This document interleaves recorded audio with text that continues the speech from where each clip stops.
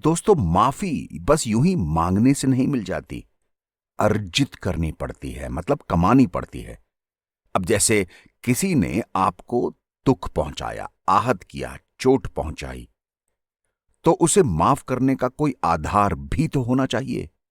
माफ करना एक प्रक्रिया है, एक प्रोसेस है, न कि लक्ष्य, न कि टारगेट। आइए एक कहानी सुनाता हूं। एक रोज ग्रेगरी खेल रही थी और उनके घुटने में तेज दर्द हुआ। जब उसने माता पिता को बताया तो वो चिंतित होने के बजाय उसे डांटने लगे। दरअसल उसके माता पिता दोनों नौकरी करते थे और दोनों ही बेहद महत्वाकांक्षी थे। मतलब बहुत कुछ बनना चाहते थे, बहुत कुछ करना चाहते थे, बहुत सारा पैसा कमाना चाहते थे। रोज की कहानी। ग्रेगरी को इसकी आदत थी, लेकिन घुटने का उसका दर्द बना रहा।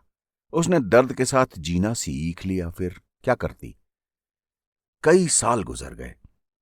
उसके बाद ग्रेगरी को पता चला कि उसके घुटने के जोड़ में हड्डी का एक टुकड़ा फंसा हुआ है, जिसके लिए सर्जरी कराने की जरूरत थी। उसने सर्जरी कराई और ठीक हो गई। लेकिन वो सोचती है कि माता पिता ने उसे डांटा था और बहुत प्रभावित कर दिया था, बहुत चोट पहुंचाई थी, बहुत आहत कर दिया था, दुख पहुंचाया था। अब ग्रेगरी बड़ी हो गई और खुद डॉक्टर बन गई, समझदार हैं। उसने सोचना शुरू किया कि उसके माता पिता ने जो उसे आहत किया था उसे भूल जाना चाहिए, माफ कर देना चाहिए। नैतिक मूल्य तो यही कहते हैं कि माफ कर देना ही बेहतर होता है। क्यों? उसने सोचना शुरू किया कि ये दरअसल माफ करना होता क्या है। बड़े सारे विद्वानों का कहना है कि माफ कर देना उन लोगों के प्रति अच्छाई दिखाना है जिन्होंने आपके साथ अच्छा नहीं किया। लेकिन ग्रेगरी सोचती रही कि क्या ये नैतिक धारणा हर स्थिति के लिए सही होती है क्या? गलती करने वाले को माफ करने से करुणा, उदारता और प्रेम जैसे गुण मजबूत होते हैं क्या? लेकिन जिसने आघात सहा है उसका क्या? बड़ी सारी यूनिवर्सिटीज में रिसर्च हुई कि अंतिम लक्ष्य अपने जीवन में शांति से रहना है। शांति के लिए नोबेल पुरस्कार विजेता डेसमंड टूटू ने भी कहा था, माफी के बिना, सद्भाव के बिना हमारा कोई भविष्य नहीं है।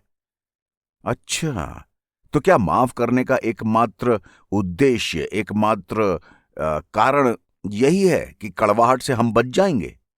बड़ी सारी चर्चाएं होती रहती हैं इस चीज के ऊपर। उसमें होता क्या है कि क्षमा कर देना, माफ कर देना एक भावनात्मक प्रक्रिया है, यानी कि एक इमोशनल प्रोसेस है कि जी माफ कर दिया, न कि अंतिम लक्ष्य। एक प्रोसेस है ये।